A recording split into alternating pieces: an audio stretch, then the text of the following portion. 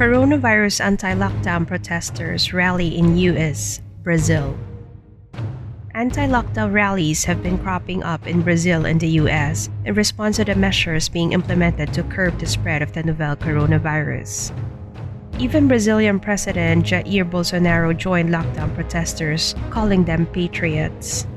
Brazil has recorded over 40,000 confirmed cases of COVID-19 and more than 2,500 deaths due to the disease.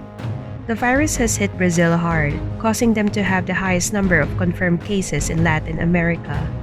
On April 20, Bolsonaro joined a public anti-lockdown protest outside military headquarters in Brasilia, the capital of Brazil.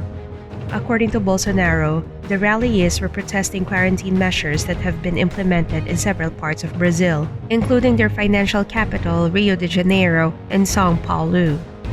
Rio de Janeiro's quarantine will last until April 30, while São Paulo's quarantine has been extended until May 20 because they have been the worst hit by the disease in Brazil. Although some protesters called for military intervention with Bolsonaro in power, Bolsonaro explained that he wasn't encouraging military intervention at all. Bolsonaro has called the quarantine measures dictatorial, but many of the protesters at the rally he attended seemed to call for a return to a military dictatorship.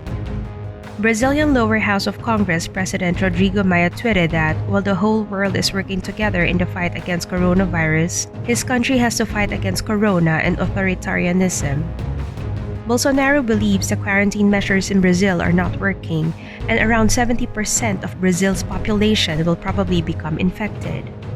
CNN notes that Bolsonaro was not wearing a mask at the rally and was seen coughing several times. The US has also been experiencing their fair share of anti-lockdown rallies, most notably in Pennsylvania, Minnesota, California, Wisconsin, Texas, and Ohio.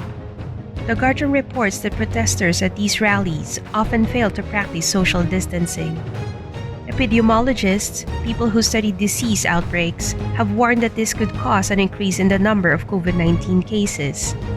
Like Bolsonaro, who has said that the masses can't afford to stay home because the refrigerator is empty, many Americans have expressed worry about their income.